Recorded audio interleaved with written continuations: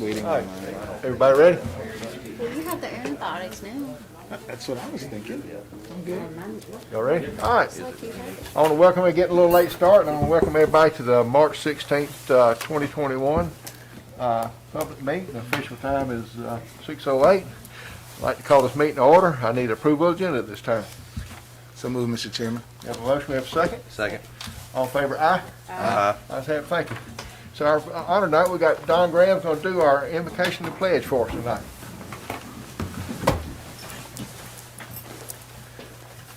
Thank you, Chairman. Thank you. Let us pray. Heavenly Father, we thank you for your love and your promise to be with us. Whether we're at work, at rest, or at play, help us to feel near you and to hear your voice. Guide us to always do our best in every situation and to love one another. Please watch over our community and others as we experience severe weather in the next few days. We ask all this in the name of Jesus Christ. Amen. I pledge allegiance to the flag of the United States of America and to the republic for which it stands, one nation, under God, indivisible, with liberty and justice for all. Graham, thank you very much.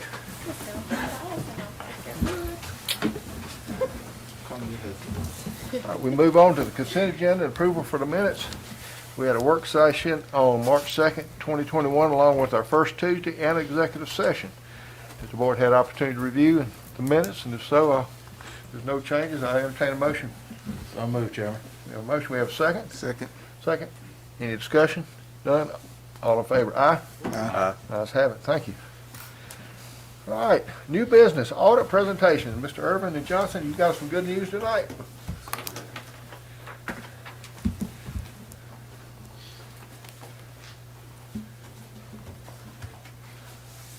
Can't believe it's been a year. It's been 2 years, actually. 2 years, It's okay. hard to believe. We were supposed to present the 19 audit to you all around this time last year, and we all know what happened. So I guess I can present the 19 too while I'm here and just kill two birds with one stone. But anyway, good evening, ladies and gentlemen. Again, my name is David Irwin. I'm with Malden Jenkins. Good to see you all again. I was the partner who oversaw this year's audit of the county's financial statements, and I certainly appreciate the opportunity to be here with you all to discuss the results of this year's audit. The purpose of this evening's presentation is just to provide you all an overview of our auditor's report. Also, the two compliance reports that we issue in conjunction with the audit, hit a few of the financial statement highlights, also discuss some information that the auditing standards require that we communicate to you all, and to answer any questions that you all may have. Now, the financial statements themselves, they are the responsibility of county's management and members of the board. As your external auditor, our responsibility was to issue an opinion on these statements.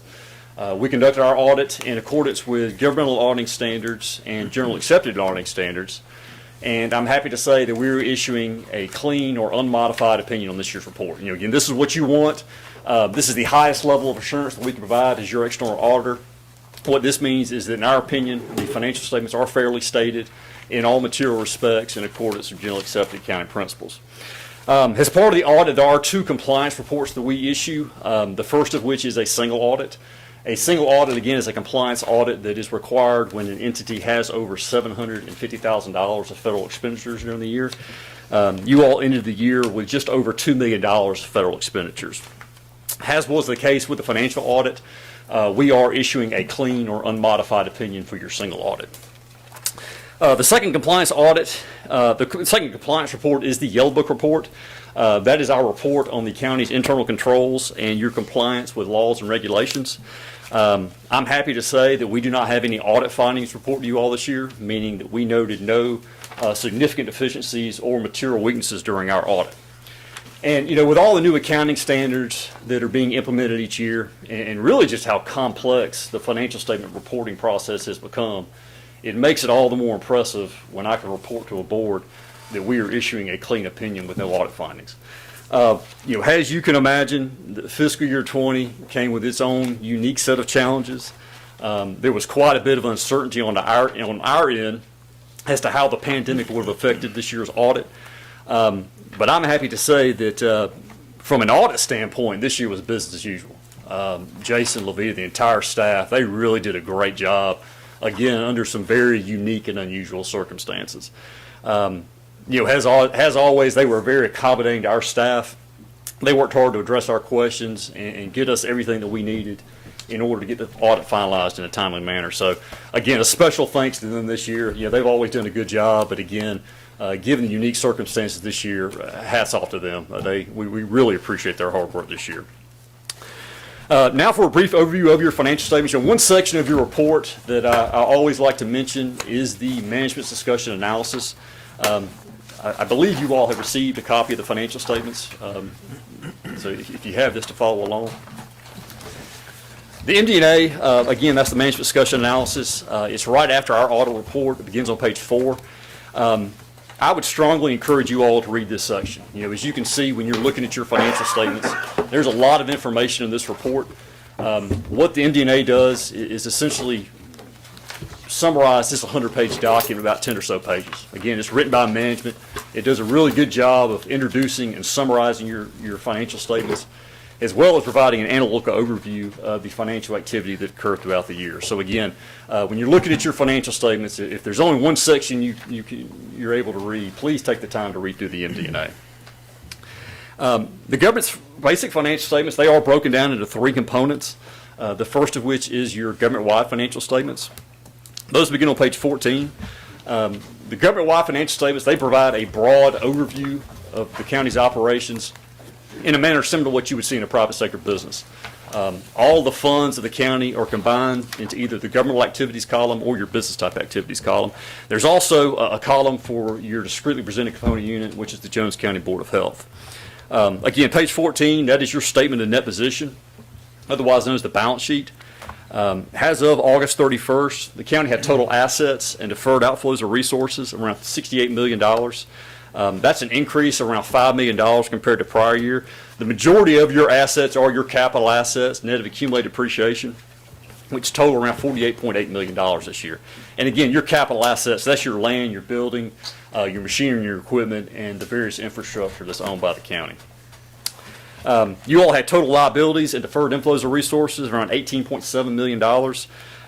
That's an increase around $1.4 million compared to prior year. Of your total liabilities, approximately $15 million are classified as long-term, meaning those are liabilities that are not due within the next fiscal year. So you all ended the year with a debt position of around $49.2 million this year, and that's shown midway down on the page on page 15. And that's an increase of around $3.6 million compared to prior year. That's around an 8% increase compared to prior year. So, given everything that's gone on over the past year, to me it's impressive to see that you all have continued to increase your net position to around an 8% increase this year. So that's good to see. When you look at your entity-wide statements, this is really the only time you'll see the county's financial activities reported in this manner. In the day-to-day operations of the county, the focus is more so on the individual funds themselves. So that brings me to the second component of your financial statements, which are your fund level statements. Again, this component focuses on individual parts of the government and reports the county's operations in more detail than that of the entity-wide statements. And when you talk about all the funds of the county, of primary interest to you all is the general fund. Again, it's the main operating fund of the county. It's where the majority of your revenues are received and funds expended. And if you turn to page 20 and 21, you will see the income statement for the county's governmental funds. Your total revenues for the general fund were around $21.3 million this year. That's around a $1.3 million increase compared to prior year. As you would expect, the majority of your revenues for your general fund are your taxes, which were around $16.8 million this year. A couple other significant revenue sources worth mentioning. You all had intergovernmental revenue of around $2.6 million and charges for services of around $1.1 million this year. Midway down that page, you'll see the expenditures for the year, which is around $21.5 million. That's an increase around $2.7 million compared to prior year. As usual, public safety and general government expenditures represent the majority of these expenditures. Public safety was approximately $6.2 million. That accounted for around 29% of the general fund's total expenditures. And that percentage, that's right in line with what we typically see of governments of your size. So, and as I mentioned earlier, general government expenditures is another significant function. It had expenditures around $7.7 million this year. Page 21 shows the other financing sources, which is a little over $1 million. And when that was netted together with your revenues and your expenditures, the ending result is your general fund balance having an ending balance of around $11.6 million this year. And again, that's an increase of around $950,000 compared to, that's an increase of around $950,000 for the year. So, one thing I like to always remind people, fund balance, that's not necessarily what you have on hand at year end to spend as you see fit. Fund balance is merely the difference between assets and liabilities, only a portion of which is cash on hand. Additionally, another thing to keep in mind is the general fund incurs on average expenditures of approximately $1.8 million per month. So as of August 31st, you all had around 6 months worth of unassigned fund balance available to cover your operating expenditures. So that's strong. I mean, especially for a county the size of you all, that's a strong fund balance. But again, a significant portion of your fund balance is needed to cover those operating expenditures for the months of September through November, when your revenues are typically down. You continue to kind of reflect on your fund balance. You all have done a great job over the past 3+ years of continuing to strengthen your fund balance. This afternoon, as I was getting ready for this presentation, I looked at your 2017 financial statements just to get an idea of where you all were and compare it to where things currently stand. And as of August 31st, 2017, the general fund's fund balance was $5.7 million. So in 3 short years, you all have doubled your fund balance in your general fund. So again, congratulations to you all on that. That is definitely something you all should be proud of. One other fund I briefly want to mention is the water and sewer fund. That is the sole business type activity that you all have. Again, the water sewer fund, that is used to account for operations in a manner similar to that of a private sector business. Its goal is to be self-sufficient, meaning the goal is to generate sufficient operating revenues to cover its operating expenses. If you turn to page 28, you'll see the income statement for the water sewer fund. The water sewer fund was pretty flat this year. It had a slight operating loss of around $9,000.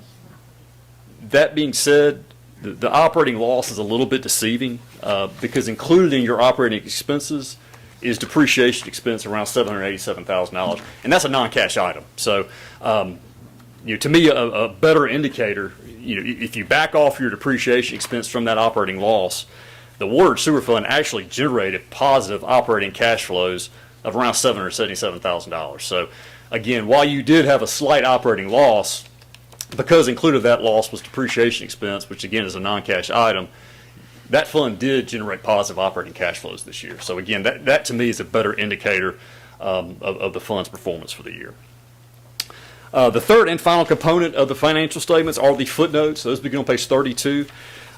They disclose the county's accounting methods, and it provides an expanded explanation of the operating and financial results for the year. There really weren't any significant changes to those this year, so unless anybody has any specific questions, I won't go into those in detail. I just got one before you get too far. Okay. On 28, the depreciation, will we incur that same level of depreciation this year for the water fund? It should be pretty consistent from year to year. Okay. All right. As you all continue to reinvest in your system, your depreciation expense will increase, but it should be pretty consistent from year to year. All right. Thank you. Mm-hmm. Well, that concludes my presentation. Again, what I've tried to do is just hit the highlights of what I think is most important to you all. But if there's anything that I didn't explain that you all would like me to go into further detail, I'll be happy to do so. But again, just want to thank your staff for another great audit, and we certainly appreciate the opportunity to be of service to you all, and look forward to working with you in the future. Any questions from the board? I got to have this one. Written policies, procedures for finance. I noticed you mentioned that. Is it common for counties our size to not have those in writing? It is. Okay. It is. And again, I mean, that's what we issue a management letter. It's not in your financial statements. It's not a finding. It's not a material weakness or significant deficiency. It's just something that we noticed through the course of the audit that we just wanted to document to you all in the form of a management letter. Excellent. But that would make our position stronger and our controls better in the finance department. Correct. Just having a written policy. Okay. Correct. Thank you. Any other questions?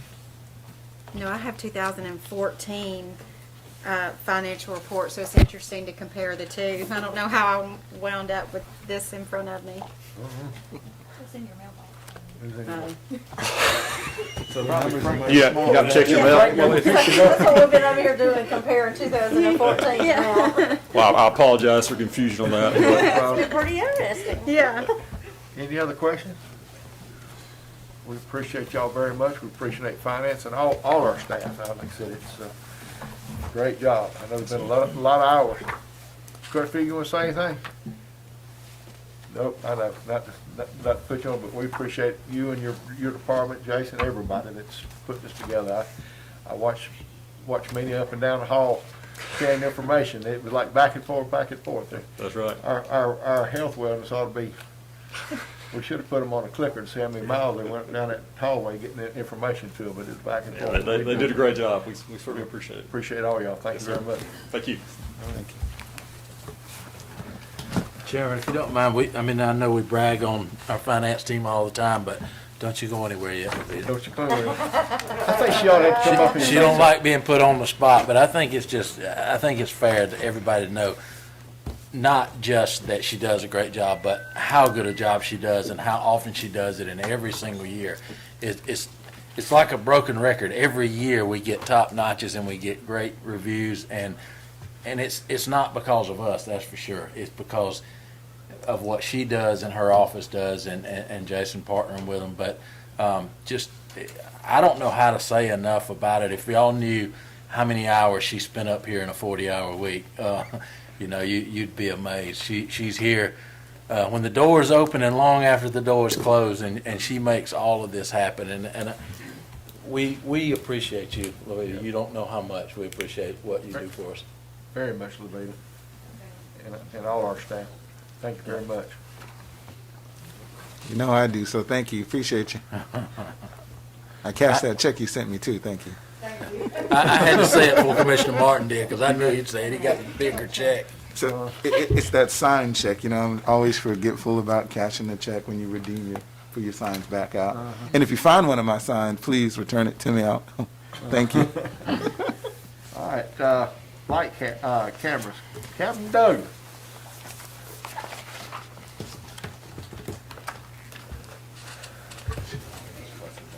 Commissioners, Mr. Chairman, how are y'all tonight? How you Good. How doing? about you? Good. I've recently been tasked to help out Mr. Scoble and some of the Blight Committee members with trying to reduce the amount of littering, or trying to maybe catch some of the folks illegally dumping and things of that nature. I've done a lot of research, and I guess what we need to figure out is what is the mission of trying to get these cameras. Now, you can go as cheap as you want, and you can go as expensive as you want.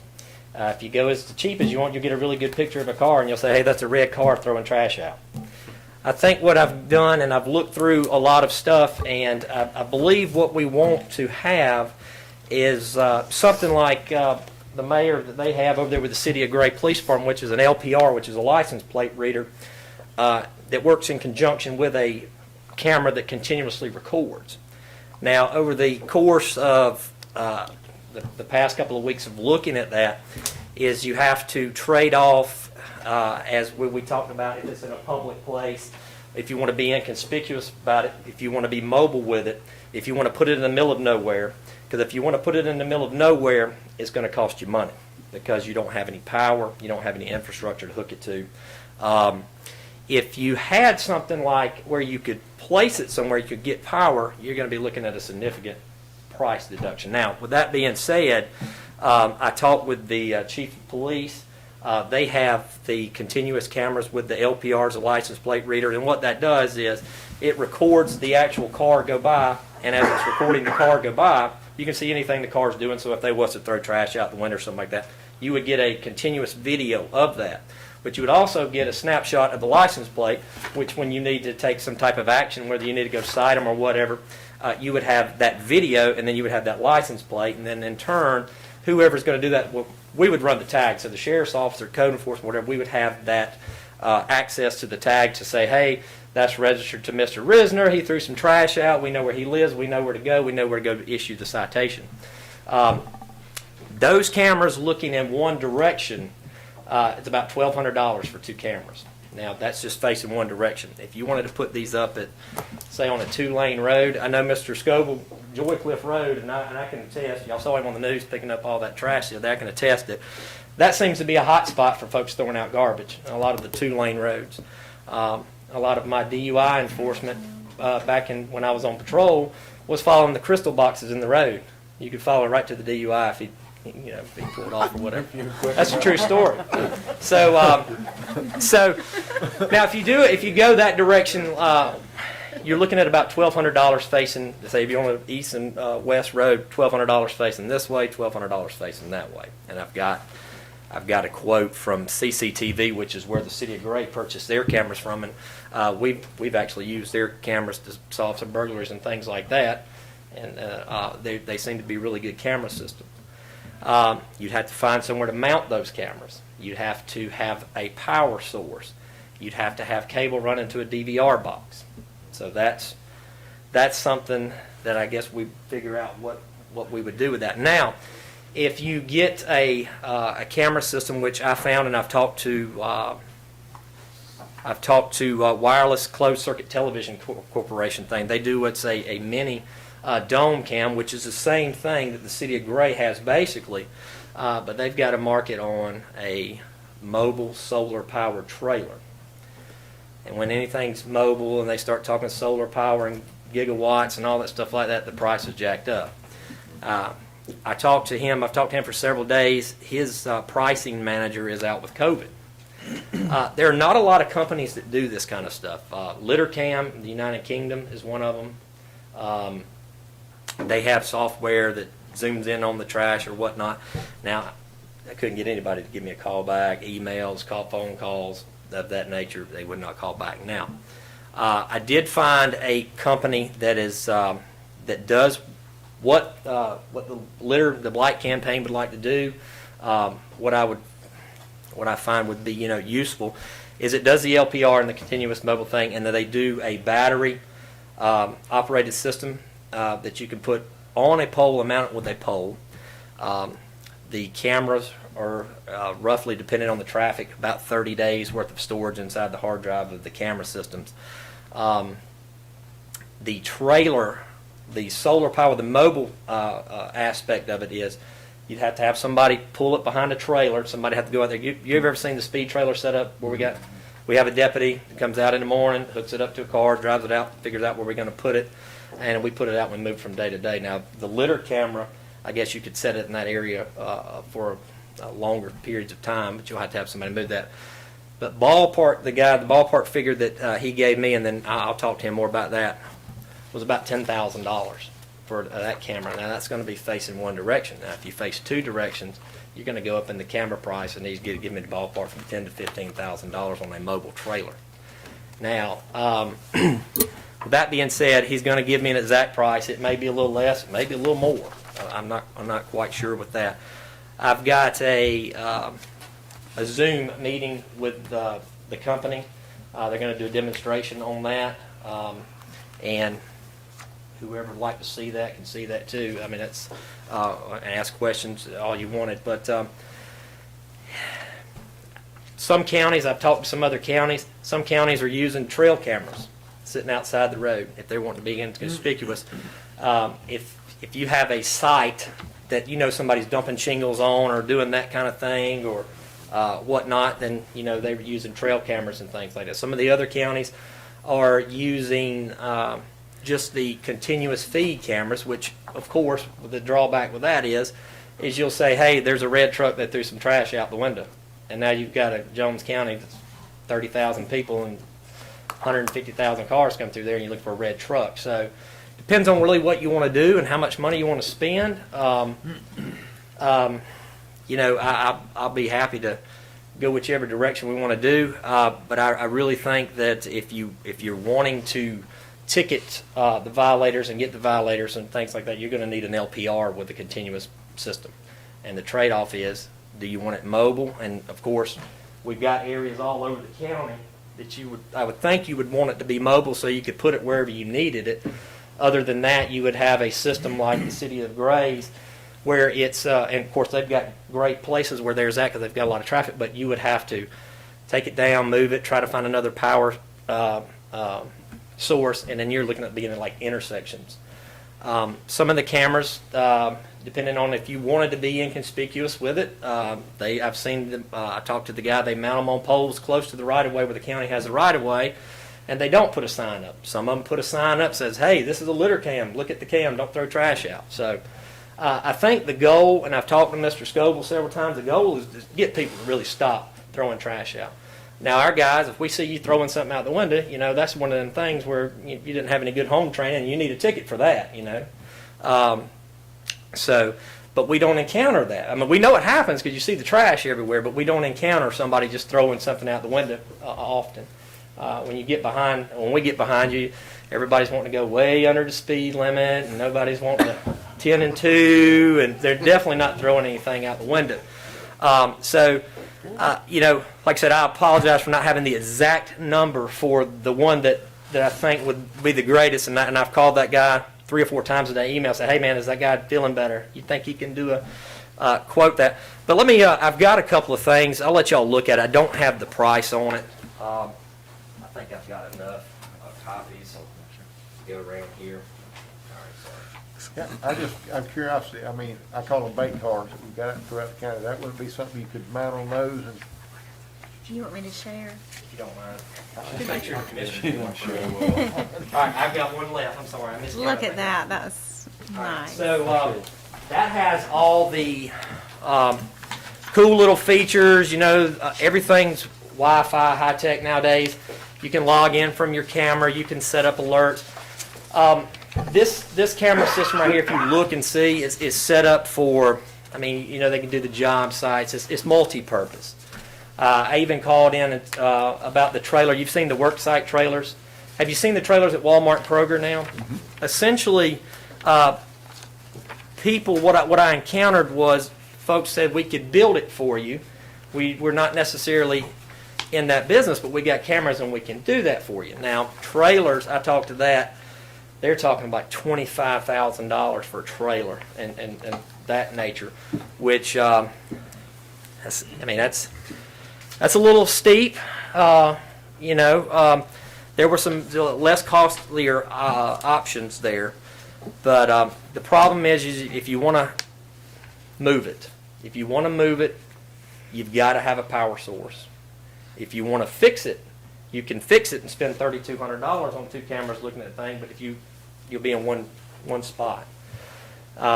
They can be moved, but like I said, you're gonna find yourself going around to different locations trying to find power, and you're encountering a lot of traffic at the intersections. We're out in the middle of nowhere. So we would love to help. I've instructed my guys at work. If you see somebody throwing somebody out, we need to make contact with those guys, whether you write them that citation or not. And I'm open for any kind of questions, any suggestions. Like I said, I apologize for giving you that information on that thing and not having the exact price on that. He ballparked me about $10,000 on that with a mobile solar powered trailer. That would be with and on the last page you can see the last solar powered trailer. It's got a 20-foot telescopic pole. Anybody who was on had access to Blight Committee, even the commissioners, you have your phone, you can look at it and see what's going on. It gives you an alert when cars go by. I'm sure you'd have to turn that off because it would drive you nuts on Joy Cliff Road every time a car went by if you got an alert. But if something of this nature, we had the camera system, the LPR, and a continuous camera system. If Mr. Scoble noticed an area, they say, hey, I know I picked this up yesterday, and there's a whole bunch of garbage right here today. You could go back and look, and somebody could review it, and you could just about narrow it down.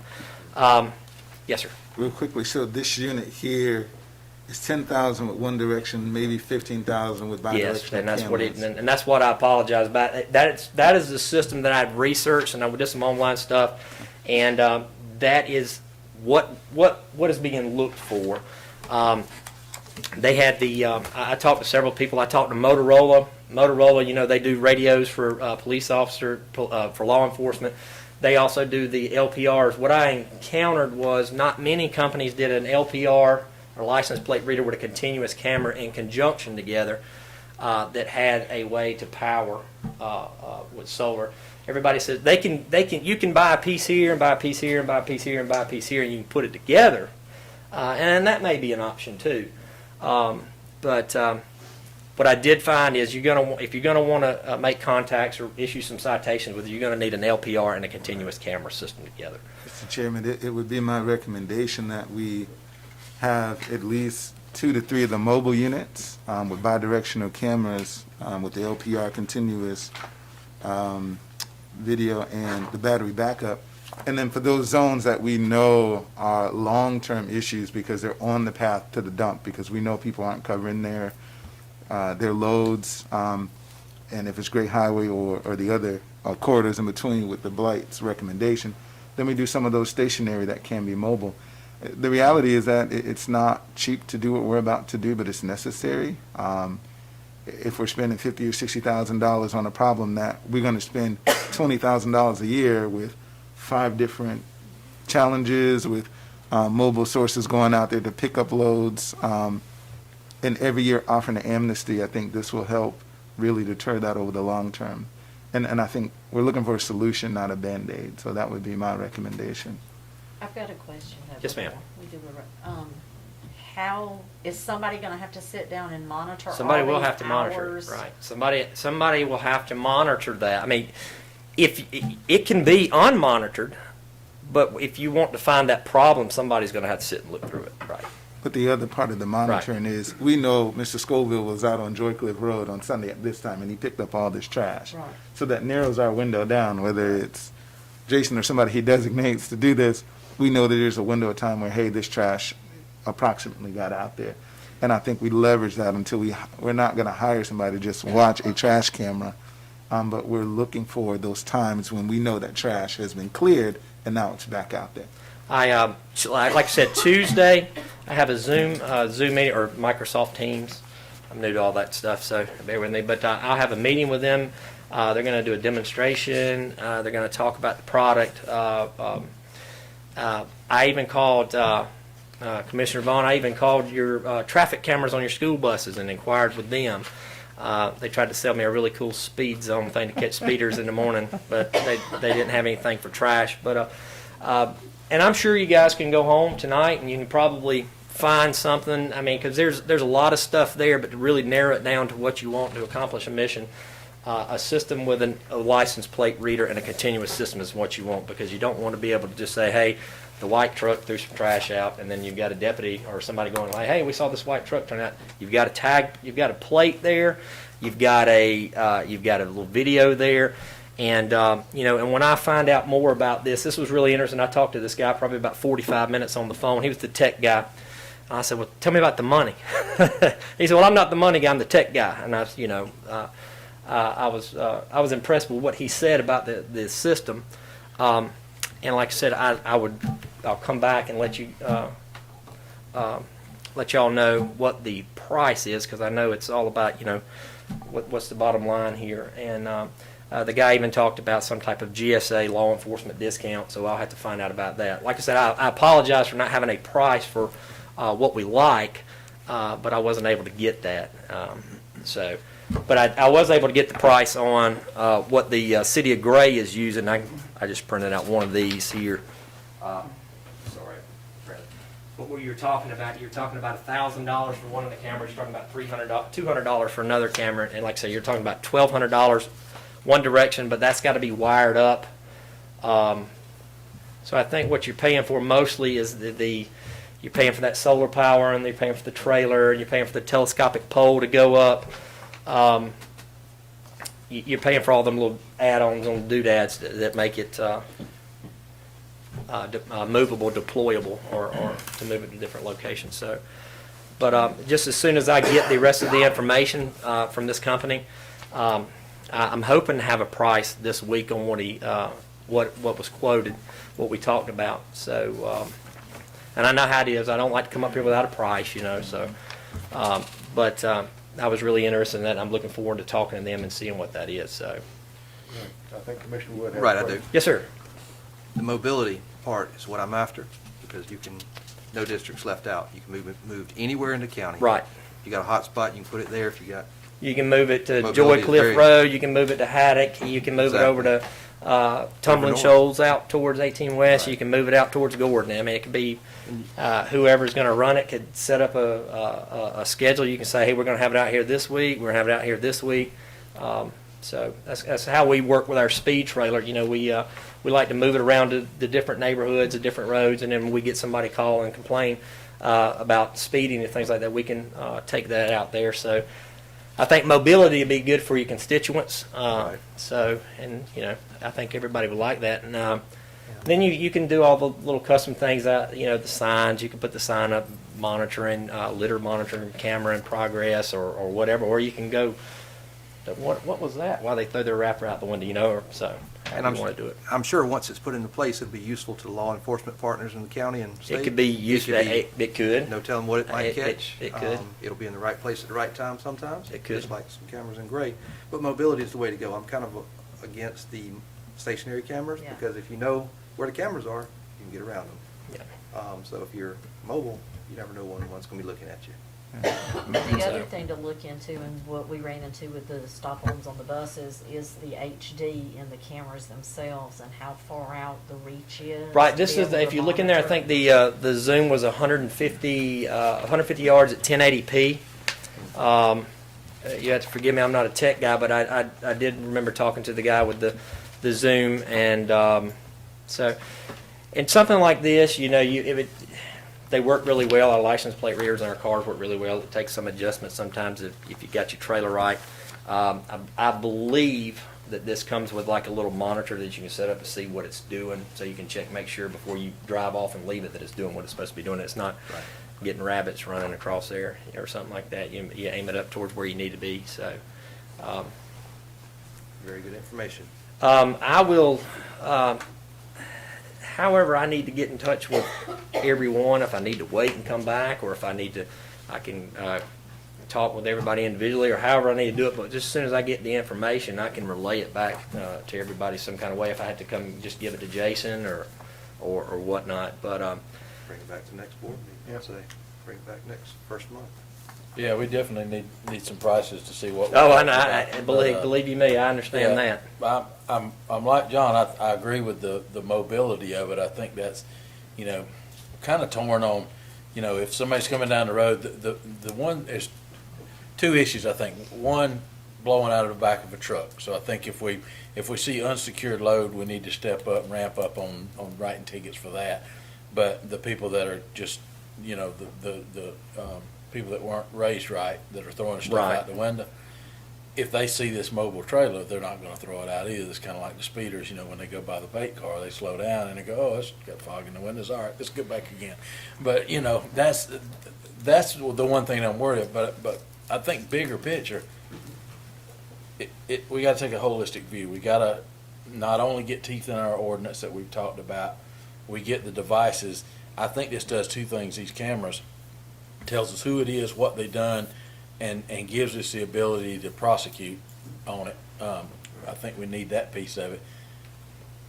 But once we get to the prosecute part, we've got to work with the sheriff and the judges and everybody that this has got to be a game plan that, and I've said it before, I would love to see 500 first time, 1,000 the second time, 30 days the third time. And if you can't pay the first 500, pick up a mile of trash and we'll knock it off your tab. But the only way you're going to stop people is to make a difference and make them know, not a $150 fine that you're probably not going to go spend the time to go to court, and you're probably not going to do this, not do that.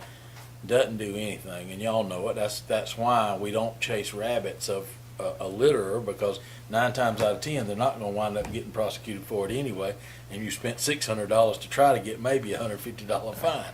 So we got the tools. If we're gonna do the tools, we get the best tool we can get, but we get the holistic view and figure out how to make it worthwhile to stop people from throwing trash out on the street. And be careful about that bait car, because there's real people sitting in it sometimes. Oh, there's As a several lot of people- times. As several people found out the other day. How about, That's why it's a bait car. We want you to think it's not nobody in there. just curiosity, you know, we got the speed, the trailers that indicate the speed for warning. Mhm. How couldn't you not incorporate that one unit? You may be able to. That's what I'm saying, you know, the bait car was being mobile, but, yeah, I'm looking at this right now, and I'm sure you could find, you might be making, how many towns now that you go through an intersection, you run you'll get a ticket in the mail for running I bet you can find something that would do multi-purpose. Absolutely, I agree with that. Like I said, and there's looking at that stuff, you can go down so many rabbit holes. You can build pretty much. Nobody could ever do anything, jaywalk or anything with some of these cameras they got out there. You know, you can catch it all at one time. You might catch a red vet going down Joy Cliff too fast one time. Great Highway, yes. Not Joy So, Cliff. but like I Turn said, left. I'll get back with. I'll come back to the next one with the price on that. And while I'm doing that, I'll also look. I'm not biased one way or the other towards just that company, but that company had what we were looking for and the way to deploy it, and they had it all at one place. So, but I'll certainly get that information and look for more as the 2 weeks from now, next meeting. So, That'd be great. What time is your Zoom meeting on Tuesday? I think it is 11:30. I'm pretty sure it's 11:30. If you can, just shoot it to Shannon so she'll get it out to Yeah, us. I'd like to participate in that. Okay. Good deal. Any Will other do. questions for? I'm just going to say this. I'm a fan of mobile, without question.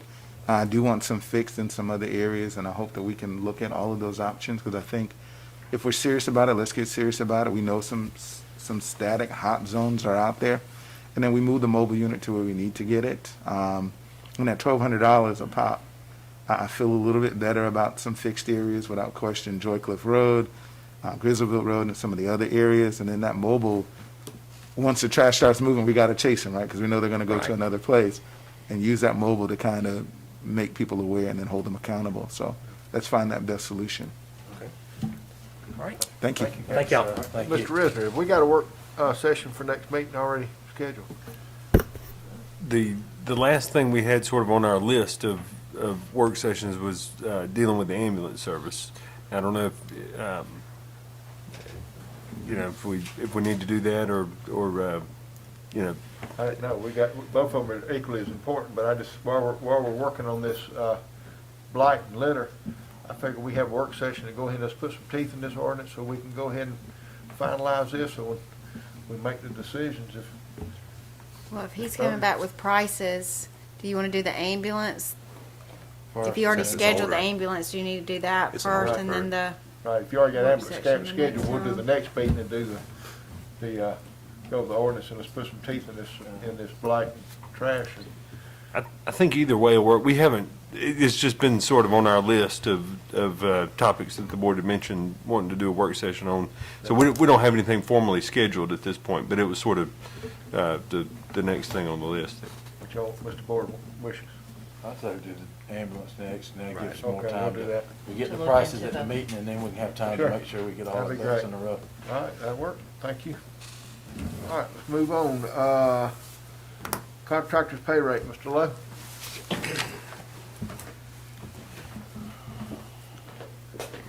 How y'all doing tonight? Yeah, we got a contractor that been with us for a pretty good while. He's been there longer than I have. And, he said he hadn't had a raise in 8 to 9 years. So he was wanting to know if he could get a little bit. If y'all wanna discuss it, talk about it. I think he went up and talked to Jason. Right. And he talked to me, and I told him it had to be a board decision as far as what to do. And, what's the thoughts or any questions from Mr. Lowe? Well, based on where we were with our salary ranges, we know that most or all of our employees were underpaid. I wouldn't mind if Jason can look at it and see, maybe we can get some numbers on where contractors that do that type of work are, and if we're in the right pay range, or if we're, under or where we are on it. It'd be hard for me to make a decision based on not knowing Sure. what he's making, what it's worth, and what other people are being paid for it. You We want need to to put that in study the it. motion? Well, we have a motion. Yeah, make a motion that the chairman direct staff to investigate the going salaries or going pay rate for contractors. We have a motion, we have a second? Second. Second. Any more discussion? None, all in favor, aye? Oh, you got discussion? Just real quickly, sir. Historically, we've made the recommendation based on the department head. And I can say, I know Wendell's been here for as long as I've been here, and it's done a good job. I don't know, I do understand the uneasiness with regard to it. And I don't know who the other contract employees are. I know we used to have some in the water department as well, but we've always kind of handled Wendell's this way. I'm not saying that that's the right way or not. But when it comes to the raise, I don't know what John was asking while I ran to the restroom real I quick. don't think he put it. He didn't put a number on it. Oh, he didn't put a He number just on said, it. ask us to look at it. And so Oh, that's- okay, Ask all right. Jason. That's why I don't know Come where back he is and where we Gotcha. should be, so. Okay, I just Yeah. make sure I didn't miss something. All All right, right. thank you. Any more discussion? All in favor, aye? Aye. Thank you. Thank you, Phil. Appreciate it. MOU, Forest Service. Mr. Graham? This is our biannual contract that we signed with the Is that mic on? RFD, which is the GFC. Can y'all hear me Is okay? the mic on? Is it green? It's green. Okay. Yeah. You guys hear me back there? Okay. It's actually a repetitious contract, mutual aid, that they actually have loaned us 10 vehicles, actually tankers and the pumps that go on the back, and they assist us in wildfires.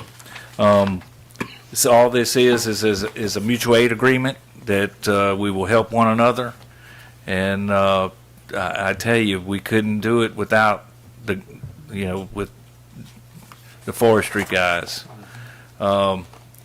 Usually when we're called out to a wildfire or something like that, they're on the way with us, and we protect the exposure, and they'll cut the brakes. Just need a motion to approve. That's it. Motion to approve. Second. Second. 2 seconds. Three All- on. 3.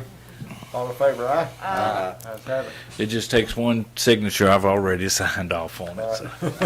Thank y'all. All right, thank you, Don. Water projects, Mr. Resner and Mr. Ingram.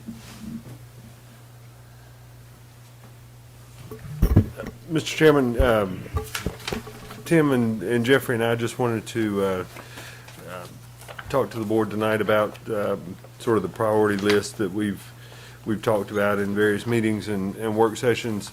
And our recommendation or request of you at this point would be to see if we could start to narrow this down somewhat, and so that we can start work on some of these projects.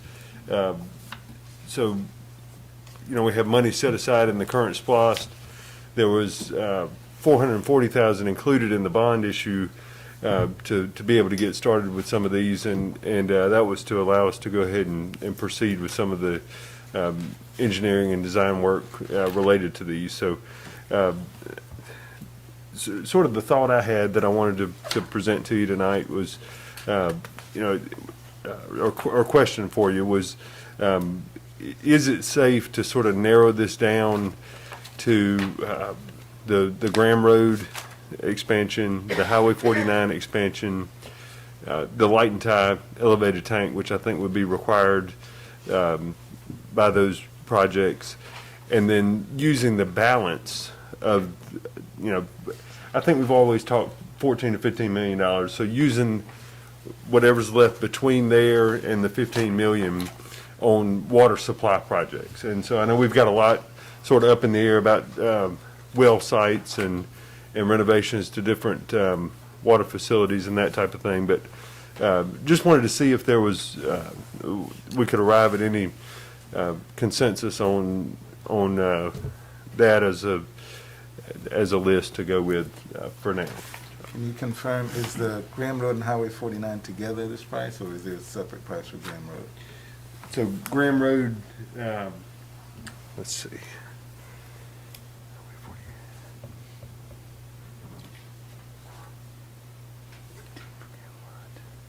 don't know why that's not on there. It was 3.36, Jason. 3.36, okay. So if you do the 3.36, the 6 million there, and then the 2.3, add those three together,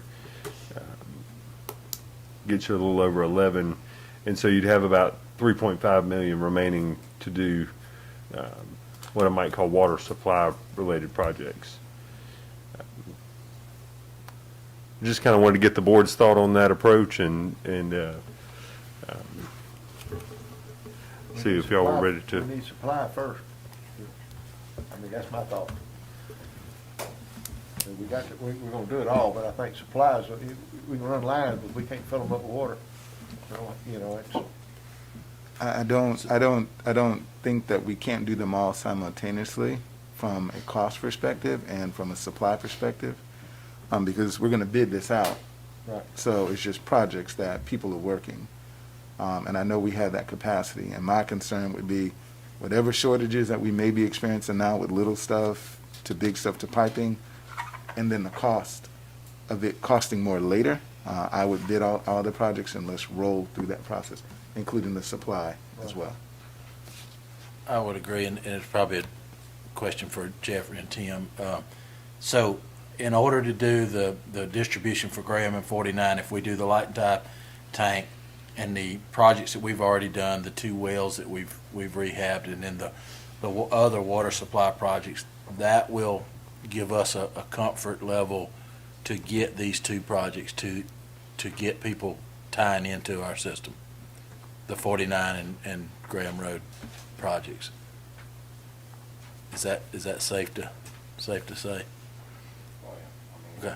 Because these are the projects we've talked about since day one, I think, is the two main distribution ones, and then the light and tie tank. And then, I mean, some of them, we've talked about them long enough. Some of them, the rehab on two of the wells, we've actually paid for out of the water fund and gotten them done. So that need was met within the last 2 years.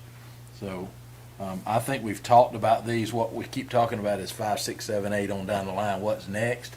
But the longer we talk about it and not do anything, the longer it is before we get customers on these lines and get people paying their bill, which allows us to do 6, 7, 8, and 9. So if a motion's in order, I'd make a motion that we approve the recommendation of staff to start these four major projects here simultaneously, so that we get the water supply and the elevated tank to be able to supply the customers intended on Graham Road and Highway 49. See, the first 4 or first 5. Number 5 is the elevated tank. Yeah. You weren't talking 1, 2, 3, 4 on the list, or you were talking Graham Road, Highway 49, so we clear, because those don't have numbers. Right, the ones that Jason mentioned. He mentioned Graham Road, Highway 49, the light and tie tank, and then the other water supply projects. So we're going to call Graham Road 6, Highway 49, 7. Yeah, so, one,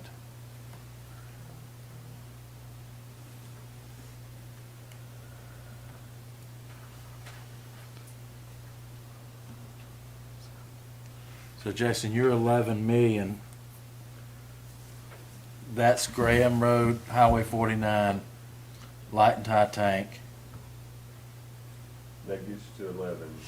Okay, so what about, So the Henderson Road improvements and the Grizzleville, water treatment plant, are those needed to be able to get customers online to Graham Road and 49? We'll need capacity, but whether or not we do something with Henderson Road and we do something with Grizzleville, for the extent we do something with Grizzleville depends on what happens with larger wells. So we put, yeah, go ahead. No, go ahead. We talked about pursuing some larger capacity wells. Right. If those go in, you're not gonna spend 1.82 at Henderson, you're Right. not gonna spend 1.8 at Grizzleville. That's what I was wondering. So we looked at 14, 15 million total projects, and it's what we talked about and what we put in the SPLOST. So 11 million would do these, and that leaves us the other 4 million to either do Henderson, the Grizzleville plant, or the alternative projects we were talking about to get more capacity wells. Right. Correct.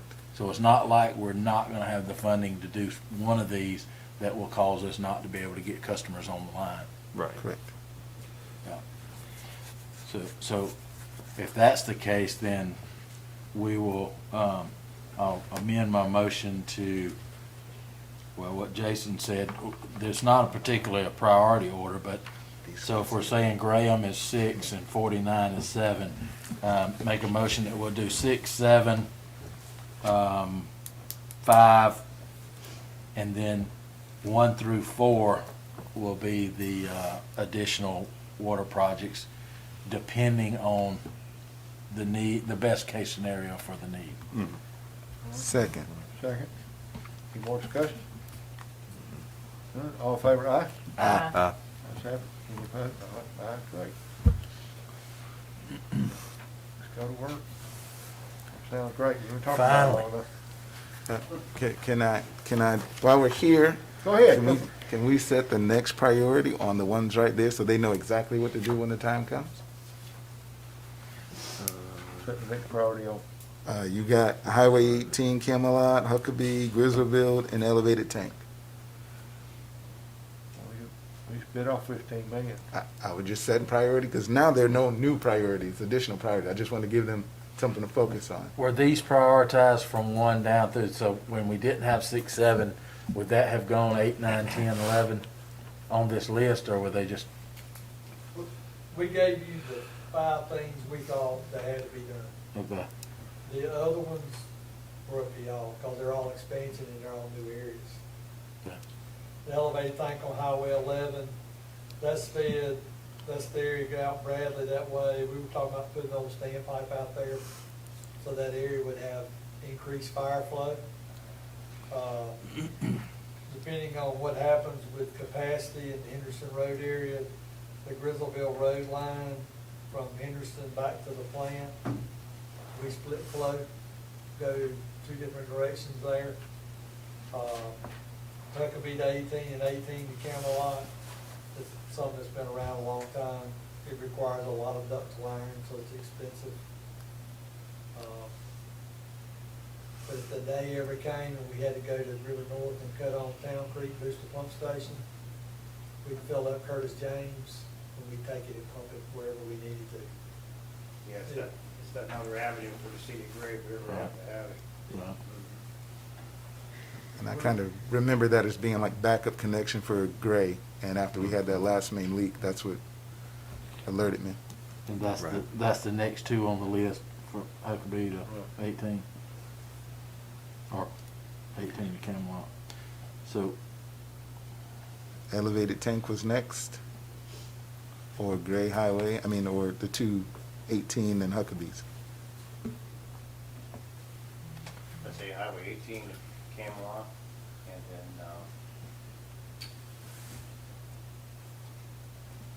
the elevated tank in Huckabee Road. so 8 is 18 to Camelot, 9 is the elevated tank, and 10 Huckabee to Camelot. So, and the 18 from Camelot to Dames Ferry, would that give us benefit other than customers?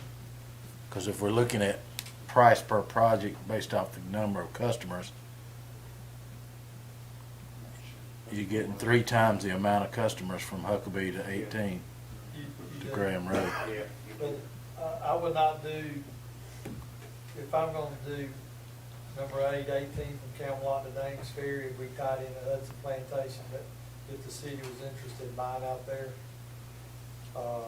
if you run Huckabee to 18 Graham Road without 8, your fire protection's going, you know, that's a pretty good Yeah. road. So your fire protection won't be as high as it would be if it's new. So since we know we're, you know, we got a little bit of time of bidding them out and getting them in the ground, can we get, some of this may depend on where we go with 1, 2, and 3 too. Right. You know, Yeah, may just- give us money, but I guess direction for staff would probably be, prioritize 8 through 11. Since we're doing 1 through 7. Would that be fair statement? You saying have them prioritized? Have them prioritize, bring recommendations back for 8 through 11. That's your motion. That's amending my first motion. Second. Second, all right. Any more discussion? Shannon, you got it. All in favor, aye? Aye. Let's have it. Got all that? Keep We checking okay, the file. Google? We don't get I'll it. pay for it. Convoluted. She's gonna clear it up for us. Yeah, He could have done a separate motion. so just, he could have. Yeah, that's what I was looking for, but he amended. That's all right, we got this under control. So Killing me. just He's be- trying to kill me. is what he Just to be is. clear, Chairman, my motion was to go ahead and proceed with projects 1 through 7 now and prioritize 8 through 11. You got it? It was properly seconded in motion and voted Okay, on. you got it right. Chairman. That's fine. I just thought you were gonna make an additional motion, that's fine. Just trying to keep our American attorney Rescue happy. Plan Act Fund, Mr. Kitchens. Oh, man, now you got me on something else. Nope. Number 6. What'd I do, miss one? Mm-hmm. Dadgummit, I hate that when it happens. Transit TPO contract amendment. I was trying to get y'all through. The next one's a lot more interesting than this one, but, so there's nothing simple with transit with it being federal funds. And so I'm going to do my best to try to explain this and then get the board's direction. So transit right now is completely, typically transit is partially funded by the local government, partially funded by the state, partially by the federal government. When the CARES Act money came out back last summer, I guess it was, they said they were going to cover 100% of our transit-related costs. So we're not having to pay the local share at this point. And so, so that's sort of background. Our transit agreement now with our TPO, which is third-party operator, specifies how we're going to pay them. And it's based on hours that they provide the service. And so during COVID times, they have not had the amount of trips that they had under normal times.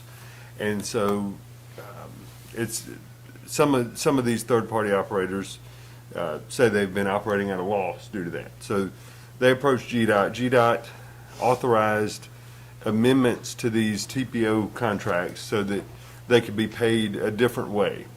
And they could be paid based on their actual expenses incurred. And so what you have before you is a request from Middle Georgia Community Action Agency to be paid in a manner that fully compensates them for their expenditures, knowing that we're going to be reimbursed 100% of that cost, whatever that is, through CARES Act funds. So that's what you have before you is a request to temporarily move to a different type of payment method for our transit services. When the CARES Act money, when that time period expires, the contract reverts back to the way it's always been. So happy to try to answer any questions about that. I honestly don't have any strong feelings one way or another. I think in the letter there they say that they've maybe had $3,000 in operating losses, so it's not a huge amount of money. but it was a request we received from the Community Action Agency, so just wanted to present that to the board. Any questions, Mr. Isner? So do we already have that? That's CARES Act 2. This came, so it's not, I think it's CARES Act money that went to the state of Georgia that's being used to cover the costs. It's not money that we have in one of our bank accounts that's going to cover it. There's a reimbursement process with transit, so that typically we pay it out and we get reimbursed, everything except our share of it. Right now, we get reimbursed 100% of what we're paying. So they just want the amount we're paying to be higher than what it is now. And that's offset by CARES Act, so there's no detrimental cost to us, or there's no Correct. extra cost to us. Correct. And there's a benefit to them. Yes. I don't see the reason why we wouldn't do it, as long as you tell us it's not gonna cost us any more. Yeah. And it started last year, July anyway, just for the record, so Right. it's been happening. All right, we have a motion on the table. Motion to approve the transit TPO amendment. Second? Second, any discussion? None, all in favor, aye? Aye. Okay, thank you. Now, American Rescue Plan Act Fund, Mr. Kitchen. Oh, thank you, Chairman. So the federal government voted last Wednesday, Thursday, I guess, on the American Rescue Plan Act. I usually call it CARES Act 3, or 3.0. So with that, you all probably know that certain amount of dollar funds are allotted for each state and each county in the state.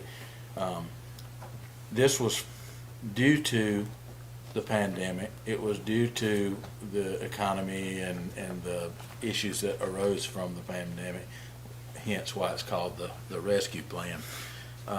I think most people would agree that what we experienced during the pandemic brought to light some of our basic needs, and that mainly being broadband. Most of you probably seen the announcement, and we're so thankful for our Representative Holmes and Governor Kemp came down and made the announcement, and the partnership with Tri-County and Tri-Cogo to bring broadband internet to our county. We also know that there are going to be some pockets that are not served by Tri-County that somehow, somewhere, we've got to bridge that gap, because at the end of the day, we're responsible for all of our constituents. And because Tri-County stepped up and is able to supply to a majority of them, there's still a sector that won't be served by them. And at some point, we got to bridge that gap. So my request would be that this board acknowledge now and prioritize the Rescue Act funds to be prioritized based on that necessity first, broadband. And from what I understand, they are eligible for infrastructure projects like that. So there is a limited, there's limited projects that are eligible for it. Broadband is one of them. So I wanted to get a commitment from the board that we agree that that's the top priority for the ACT funds, instead of just getting those funds and then trying to figure out who needs what where. We know the needs there. So I'm going to echo Commissioner Kitchen's request, but add on page 71, it gives the option for public health, and then the transport of, let's see, where is it? Passengers. I may have, what I was looking for is something to address the ambulance issue that we have, and trying to find some loose language for transportation and some other supporting pieces in there that will help us to address that. Because due to public health issues, I think we're being quoted that the emergency vehicles are not as available, right? So trying to find some language that allows us to support, if we have to go county funded for the initial part of an ambulatory service and build out that infrastructure, want to make sure that we allocate some funds for that. I don't know what our allocation will look like, but we do know at a minimum, I think is it 2 to 3 ambulances in our county maybe needed? I think I've noticed, and Don can probably elaborate further, but I believe after the last meeting where we had discussion about communication with Navicent, and they have changed some staging, and they have not been calling back the ambulances to making like they had done previously, which has greatly improved the services in Jones County and the city of Gray. And I'm thankful for that, because it's made it. We'll bring that up in the comments, Right. because it's significant. It's on 3 today in 3 different locations, and Right. they're not on calls. So They're sitting waiting. They've infiltrated. it's I think they heard, maybe some administration was watching from Navicent, and they but we still need a work session on that. That'll be discussed later. But I think I hope all that information is gonna come to the work session, so. right. But I agree with What's Sam. changed? I think this CARES 3.0, as he called it, we need to keep it on infrastructure, specifically broadband. 'Cause there are going to be some pockets that are Georgia Power customers that will not be served by the Trico Go.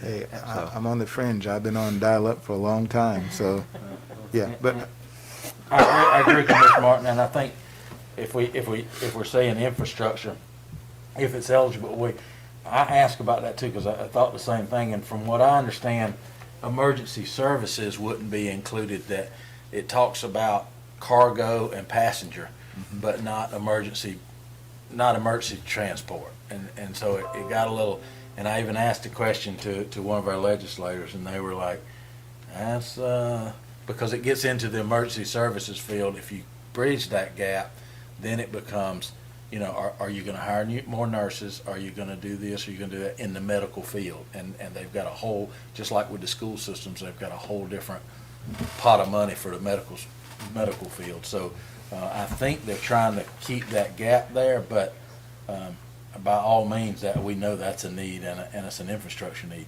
as well.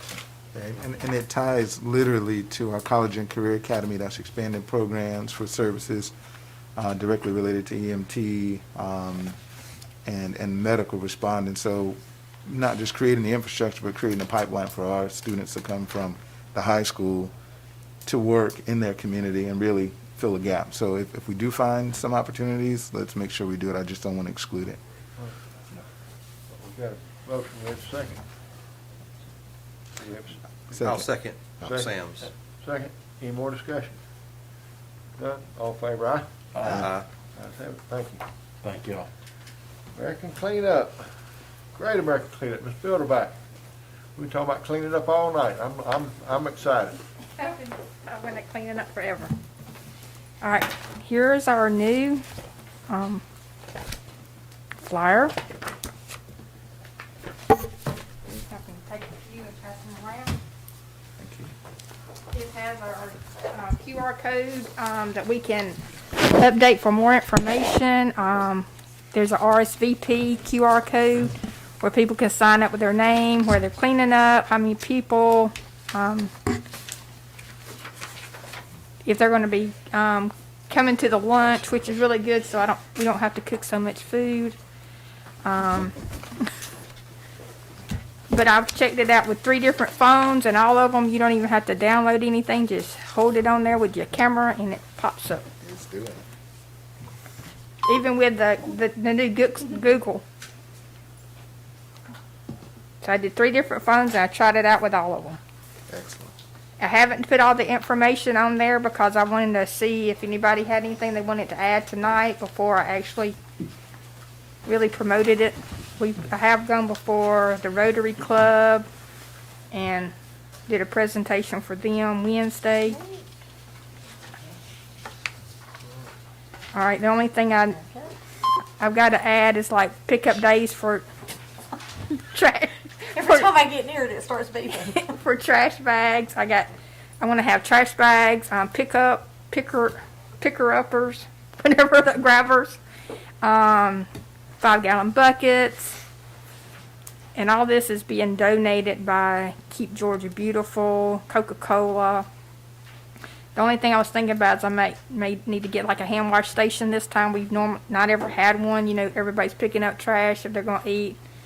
Maybe it would be a good thing to have a hand wash station. We're gonna cook again this year?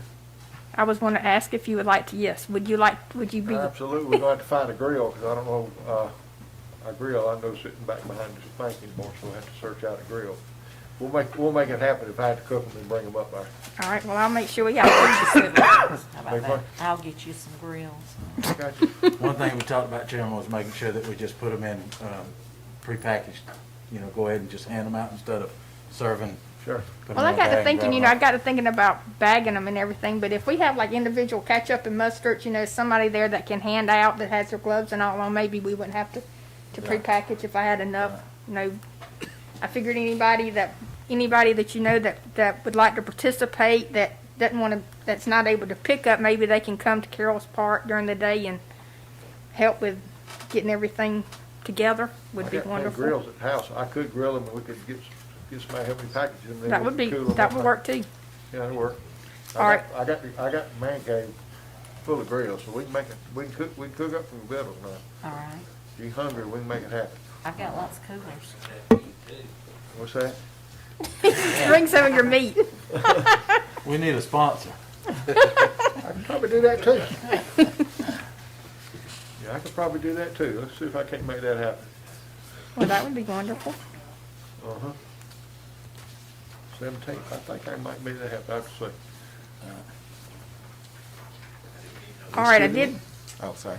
I did some more investigating or getting some information on the step. It's called the EPD Local Government Scrap Tire Abatement Reimbursement. I don't have a file here, but maybe I can get y'all the information. We'll share. All right. There's this cleanup thing. It's me. There you go. John wants to share with me. But this is all the information that would be needed, and it's really, I got the form here, it's really easy to fill out. It's only 2 pages. And all we just have to decide what we are willing to put down, and then we could decide how many tires that people, they give up to $55,000 back. And it only takes, it's like 3 or 4 months is what I heard. You know, that's all it takes to get reimbursed back. Now, the one girl I talked with, she did like 4 trailers. You can talk to a company, they'll bring the trailer, they'll haul them off, they'll store them, because a lot of times you got to have storage, a approved storage facility, and you have to take it to an approved tire place. And the form was I went through it, and it was really easy. Well, I can send y'all a link that y'all So, can kind of look at it and see what it's all about. would you need, Jason's gonna do that, and she's gonna support? Is that what we're? Well, the girl said the project, whoever's going to be like, she didn't recommend that he would do this, but maybe I would, and then I could have him like a secondary. Okay, just making sure. Yeah. So we're gonna direct her to do that. Yeah. But it has to be like an event, and it has to be done like one day, you know, and they want you to do it like 90 days before your event. So I mean, I could start maybe this next week and do it 90 days from then. It would be a different event, but still it would be a wonderful Sure. thing to get tires off the. Yeah. So it may be something I can come back and I can speak with Mr. Risner about, and we can come up with a plan. But we just have to decide how many tires we want to take from everybody, and then go from there. So, They're all scattered about the county. Yes. Somebody can have my 3 tires. Chairman, first of all, I want to thank Vicki for all the work she's put in it this year. I know weren't able to do it last year, and that was kind of a bummer. So when we got twice as much out on the streets and in the ditches that we need to get up, but Bless you. I think we opened it up this year to a little bit more. Hopefully. And I wanted to be clear, just to get it on record, that the board agreed last year to fund the haul off, the waste cost to haul the trash off in the dumpsters and the tires last year, and we weren't able to do it. We just assumed that the board would be okay with hauling off the trash that everybody brings to put in our dumpsters, because we don't have a landfill, so we got to pay for it. So all those costs. On top of what Vicki told us, we have Great Computers is willing to take all electronics of any type. And They'll that's have all electronics? all electronics, electronics. even the oldest computer you can find. He will have trailers up there available. People just unload them. So any electronics, tire amnesty, the challenge for picking up as much trash. And as you can see on the flyer, and we'll get more of it out, there's team captains and volunteers needed. We'll reach out to a few of them, but a special thanks to, I guess we can say it right. She won't get too mad. Morgan's daughter, Vicki's daughter, My daughter Morgan. Created the flyer originally, and we worked together on the little hands, and she created everything, and then she created these QR codes this year, which is going to be so helpful for people that can go on there and see exactly what we're talking about, get more information, and also give us a list of a place to capture all the people signing up and all that. So I think we've come a long way from last year. I hope we'll have 10 times as many people volunteering. April 17th, starting at 8 a.m., and we'll end again at lunchtime at the W. Knox Center up there. We've talked with some waste management folks that are willing, if we don't have the roll-offs, they're willing to bring theirs up there and just hang their sign on the side of it for the advertisement piece of it. We're also trying to work with sponsors to try to get the shredder machines up there. Those things are expensive, but we've got group parties. And let me just go ahead and say this: every year we talk about sponsors and people that step up to the plate. I gotta call Morris Bank out. That every time we call them about anything, we're there for you. We're partners. It's really nice to have a true hometown community partner like that. When we call and talk to them, they're like, "How can we help?" You know, that's the first thing you say. How can we help? So, big shout out to them, and thank you for them for helping us try to find a way to get that there. But same challenge as always. Y'all's district. Let's see what you got. We're District 1. We're counting last year, so 4 years running. We're gonna make it 5. Let's make this a big event. And Keep Jones Beautiful has a Facebook page that everybody can go on there and like and share, and I'll have all the information on there, updates. Commissioner Kitchens, when you mentioned that it was voted on last year for the cost, are you talking about for the cleanup or for the tire program? Well, we had planned last year to haul whatever tires we got for Right. that day to, was it somewhere north of us, Jackson, to haul the tires up there. But there'll be some landfill fees associated with the trash, but that's normal what we would Right. pay anyway. But When we yeah. get closer though, let's just have a vote on it for this year. Okay, Just, well, we can put that on there for the next one. and then how are the funds for the food being paid? I got that. We got them all Okay. donated. Everything else was Okay. donated, and all the I've been T-shirts, volunteering. grabbers, and bags are either donated through Keep Georgia or Keep America Beautiful, or the account that Vicki has, her fund. I have a Keep Jones Beautiful fund. We'll be fresh off the hoof. Yeah. I said the hamburger's gonna be fresh off the hoof. That's off the hook. Can't get much better than Can't that. get no much better than that. So any other, Any questions from Ms. Gutterback?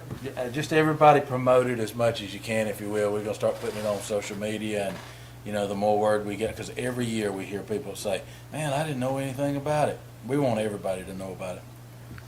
Do we have any flyers for the school system other than these? Or you Joy wanna was use handing out these? some, Okay. but I haven't. Alright. I was, before I did anything, I was gonna make sure I had all my information, so everybody's like, well, what about this, what about that? And I wanted to have it all there before I really pushed it out there. Vicki, one Yes. little thing. We'll talk about this, putting the April 17th, 2021, Okay.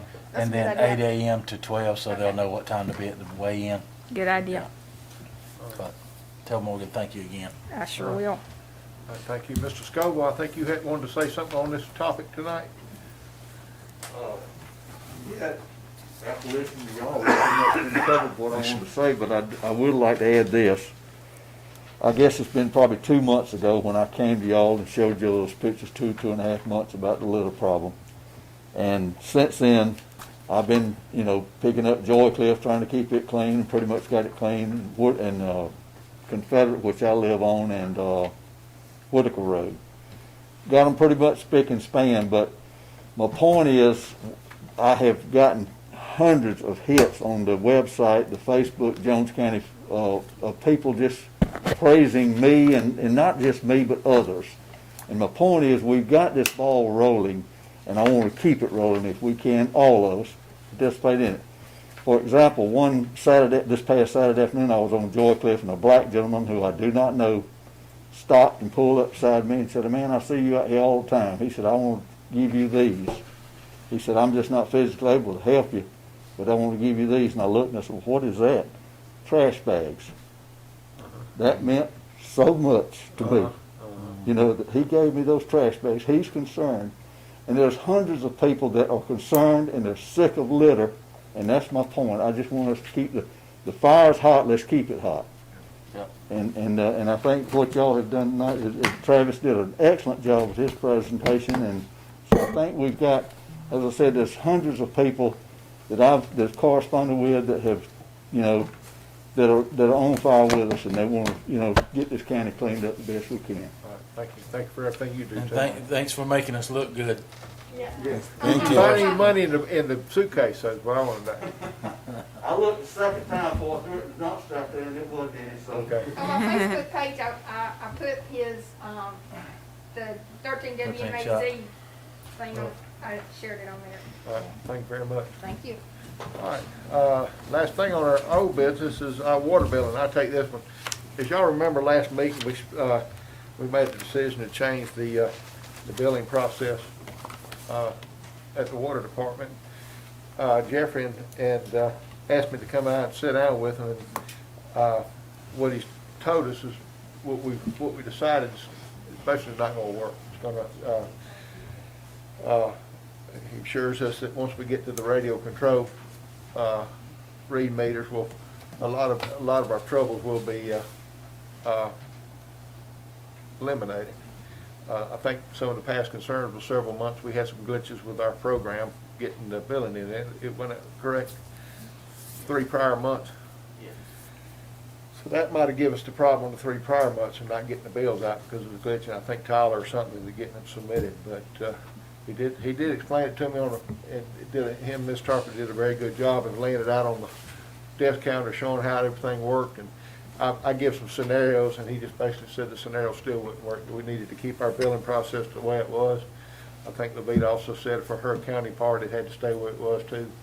That I guess what we need to have a reversal on our last meeting to go back to the current billing system at the water department. I make a motion that we reverse our decision last week, 2 weeks ago, on the billing systems for the water department. So we have a motion, we have a second. And let's actually phrase it, a motion to rescind Okay. the previous, That'll work. I have a motion to rescind the you. previous motion. The previous Vote. past vote. All right, we have a motion, we have a second. Second. Any discussion or questions? Make sure we get them meters in pretty soon so we can get it All right. problem Got it. fixed. And then I came up and I did ask some questions about water billing and saw some challenges, and I'll talk with Jeffrey offline about that, because we have some different households with different usage, and the meters, we were concerned about the actual reading based on the size of the households, and we were concerned about whether or not they were being read, whether or not the meter reading was accurate. So we want to do that as well. And I know we're getting the audit coming up too, but I do want to be able to get with him about those. So I'm good. Any more discussion? None, all in favor, aye? Aye. Okay, thank you. Department heads. Mr. Graham, you want to go first? Yes, sir. Just brief. Then I'll let John go. Sir? Then I'll let John go behind. Okay, sir. I witnessed it, the medical center or Navient, whoever you want to call them. There's been a big difference, and I actually made a phone call to the director last week and advised him that whatever they've done, they've made a remarkable, they're doing their job, and they're doing it right. And not only me sneaking around and checking them out, as I think other people are there too. Our eyes are open, and I think that having the work session is the right thing to do. And if it takes having work sessions from here till it's time to leave, we need to keep on it. And I think we've got one of the best deals out of this, but they must provide, and I can't see any vision other than that. Is they got to come, and it's got to be in a timely manner, and they've shown that since last time. Last thing, I truly have got a gut feeling, and I don't get these kind of gut feelings, but we've got some bad weather headed our way, and there's already been some twisters drop in on Mississippi, and it's a unique system that is going to cross our area, and we're right in the crosshair. So please, now that it's time right now to think about what you're going to do, and we've got everything ready on our end, and I know the city does too. So tomorrow it picks up a little bit more. Thursday, that's going to be the day, and I think it'll be out of here by Thursday night late. So that's all I've got to say. Don, for the work session, can we, just to be clear, can we get, I want to see, like to see a baseline of, even if it's just a snapshot in time 6 months ago, Right. what we're doing now, because I don't want to get to a place in the future where we go, man, it's dropped back off again. What did they do? Well, they were able to do, because then you get all the gray area. What were they doing? What are they doing now? We didn't like this. We do like this. Let's make sure this is what we get. Just right quickly, snapshots are kind of hard for us. We don't have a CAD. They do have a CAD, and we're working on getting a CAD, so it's going to make a big difference. But doing it by hand, going through our notes, our paperwork and stuff like that, it doesn't hurt us to go through our system and do it the old-fashioned way. It gives us some numbers, but we're reporting more of fire-related, ISO stuff, that kind of stuff like that. ISO, they don't care about the medical part. But that doesn't stop me from picking up a handful of maybe a year's back and see what they were doing a year ago versus 6 months ago versus what they're doing now.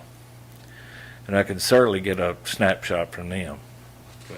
Yeah, we just want to see what wasn't working and what is working. Yes, sir. And that way we'll know what's different. Yes, sir.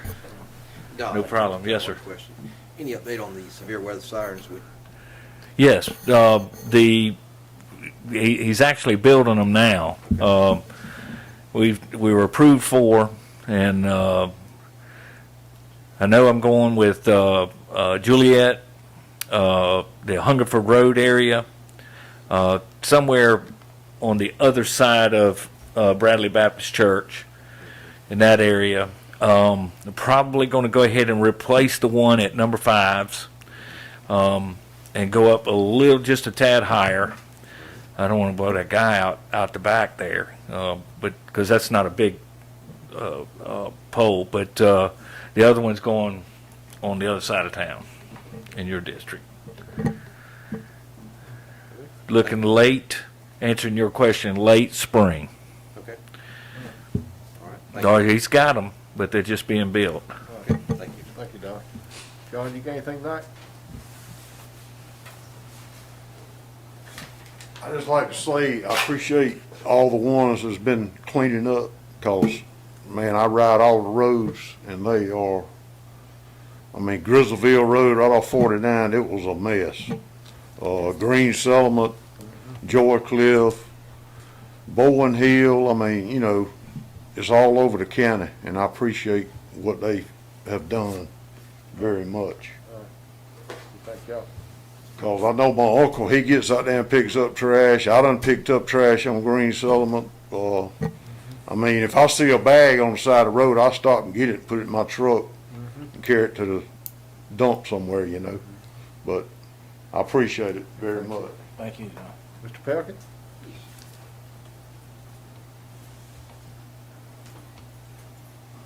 In terms of the severe weather, actually, my topic tonight would be generators. Currently, the water department has about 20 of them, and some of the ones in River North are getting rather old. And so I'm looking into some information on maybe a company that can manage the preventive maintenance, the maintenance aspect of the generators as we continue to add on to the system, and maybe even other departments in the county. It might be well worth looking into a group and see if we can get a couple prices on the proper maintenance of these things as they get older, because we've had to change out some radiators and generators in River North, because you know they sit idle and they exercise, you know, every Wednesday for 15 minutes, but outside of that, if you don't have a power outage, you know, they sit. So as they get older, they're getting, you know, a little bit more and more maintenance. So I just, maybe as we approach the budget season, maybe I'll have some numbers and we can just take a look at it. It might be something to, you know, take a look at. Right. But thank you all for your Thank you. support. Mr. Mayor, I see you hiding back there. Welcome as always. Have you got anything for us tonight? Putting you on the spot, ain't we? All right, Commissioner Wood, 6 on it again. Just two quick announcements. Thursday of next week, we got networking night up at Knox Civic Center. Starts at 5:30 to 7. It's the first one we've had in who knows when. Second,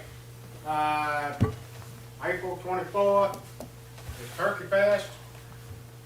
We'll be located up by the Knox Center in the parking lot in that surrounding area. We will have a gobble wobble, the wobble gobble, whatever you want to call it, 5K race. It's going to be live. It's not going to be virtual. So, like I said, we like to not just invite, you know, to a Turkey Fest, but all these lovely people in the audience. Like I said, that's the 24th next month. Thank you. Mayor, when was the meeting next week? Sorry? Was it next Tuesday night at 5? Thursday. Thursday. Fourth Thursday. Up in the Knox Center. Thank you, Mr. Mayor. Mr. Risner, you got anything? No, sir, I don't have anything. Mr. Oden? I was going to hand out, Mr. George had mentioned at one of the work sessions, I think, a junk vehicle ordinance, maybe it was Daugherty County, I had it written down, that the Blight Committee liked. And so I pulled that junk vehicle ordinance and sort of did it in a comparison to what we currently have, just to send home with you all as something to sort of look at.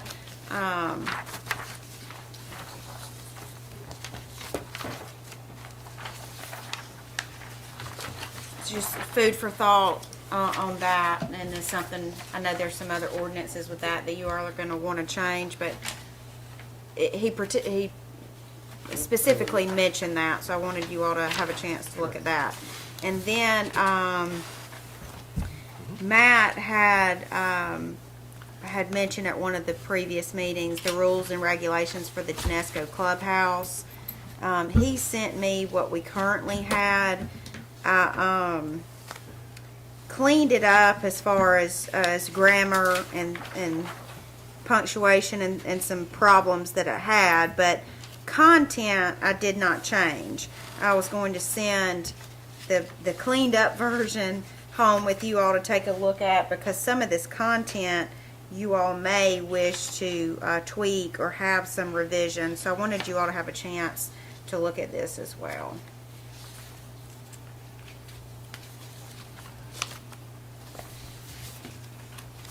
And then we can just talk more about it at a later date. Is it? All right. Got nothing? All right, as we go on, citizens' comments, anyone tonight like to come forward? I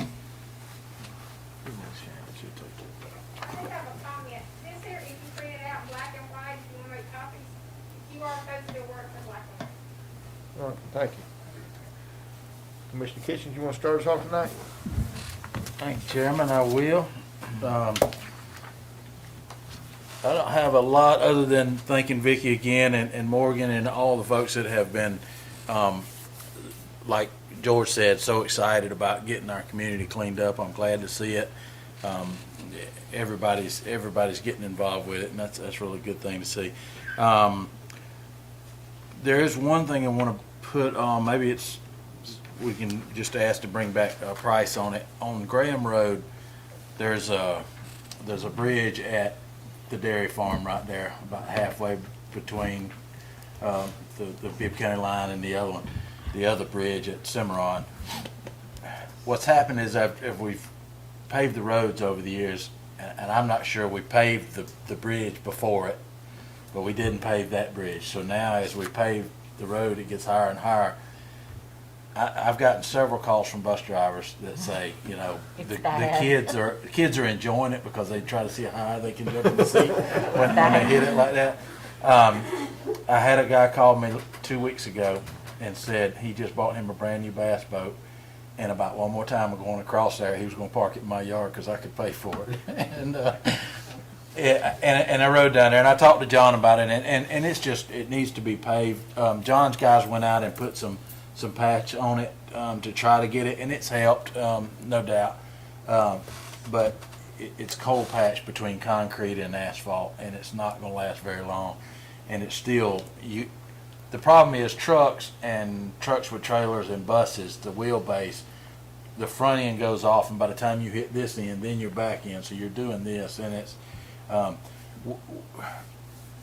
thought we talked about it when we done Stagecoach, but I was going to see if we can get John to get us a price on what it would take to pave that 20-foot bridge there, because we've paved Graham Road already, and it probably won't be on the list for another 20, 50, 100 years. But I'm not sure if it's something we can add to LMIG if they're in that area, or if it's something that's depending on the price, if it's something we can figure out a way to get that bridge paved, because it's really bad. So, Chairman, if you have the power, if you can administratively ask for some prices on the bridge, I would greatly appreciate it. I think you give enough hints that you can get it done. I would greatly appreciate it. That's all I got, Chairman. All right. Commissioner Wood? Yes, in the past few weeks, everybody knows, good news on the internet. I look for more news to come out from other providers as they try to step up to the plate and match what Tri-County's done. That way nobody's left out and they can connect. Those that haven't signed up for Code Red need to sign up, because you never know when the big one might come through. Look forward to getting the Animal Services Ordinance passed shortly, and get that chapter wrapped up and get it enforced. All right, that's all I have. Thank you. Mr. Bond? I swear I didn't know any bus drivers had called Sam about that bridge, but it is bad, especially when you're watching the video from inside of the bus when you go over it. So thank you, Sam, for that on our behalf. Kids are mad at me, bus drivers will be. Yeah, they will be, but they'll get Everybody runs over the it. back of the bus on that one, right? Yes, they do. Watch this, watch this. Glad to see that we went ahead and passed a motion for the broadband where Tri-County's not gonna be at. That's gonna be, quite a few in your area, cause I think you're a lot of Georgia Power in that area, and we've got a lot of areas that are not covered that are in that Georgia Power area too, but, so I look forward to that. That's a big, not only for us as adults, but for our children and our school system. So it's a win-win all the way around. So many, my parents don't understand the importance of the broadband because they're not connected with streaming TV and gaming systems and learning off the internet. But we've got to, our younger generations are, that's what they thrive in. They've got to have that in their learning. So I'm glad to see that we're investing in our future. Mr. Martin?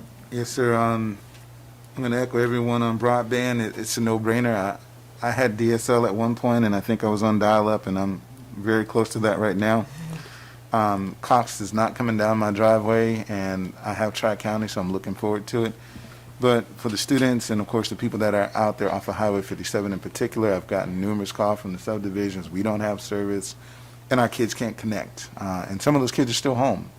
So I'm glad and excited about that. Did get a concern, John, Kendallwood Drive. I don't know if you've got a call, but I got a few calls from Kendallwood Drive about issues with their road. So I'm just throwing that out there. I know eventually we'll get it on the list maybe, but they did ask for someone to come take a look at the road, and I did go take a look, but I'm no expert.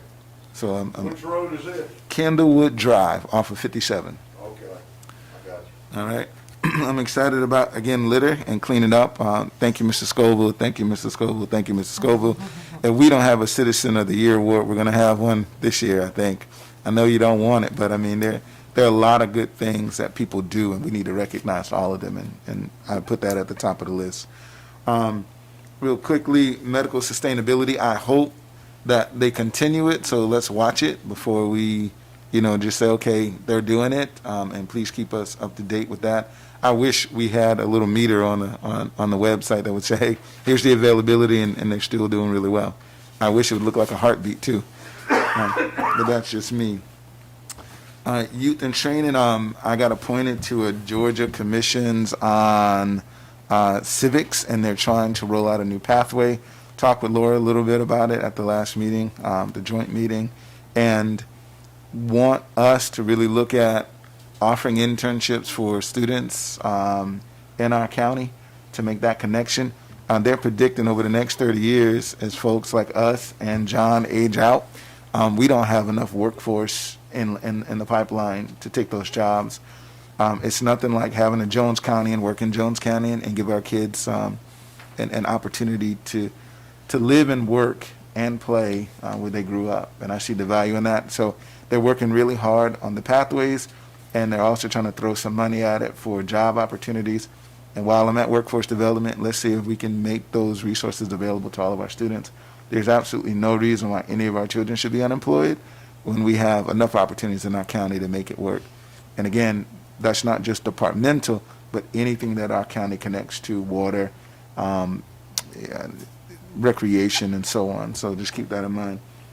And then, speaking of water, I'm thankful that the water's finally getting out to Highway 49. I can't see his name, but it's on the side of my tractor. Please give me on 49. Woodards. Thank you, Mr. Woodard. If he's out there, if he's still listening, we're getting there, buddy, getting closer. It took us a little while, but we're bringing water. And then lastly, the gym floor. I've been getting a few phone calls about an update on the gym floor, and I know we put that out for bid if anybody, I know Matt's not here, but I think we're getting close to that date. But the other thing was they were concerned about the current status because kids are still sliding on the floor and tiles are coming up. So we want to buff it or do something to remediate that. And with all that being said, thank you. Look forward to April 17th taking the title from Sam. No, you're not. The only reason why I wouldn't be there, that's my dad's birthday, and I have not seen him in a year. So I'm just putting that out there. If I can get him to come clean up, I'm going to ask my dad to help out. He can go to District 1. Yeah. All right. Thank y'all so much. Appreciate you. Thank you. All right, this time I need motion to adjourn and go into executive session for real estate. So moved. Second. Second, all in favor, right? Aye. All in favor, thank you. You know, I have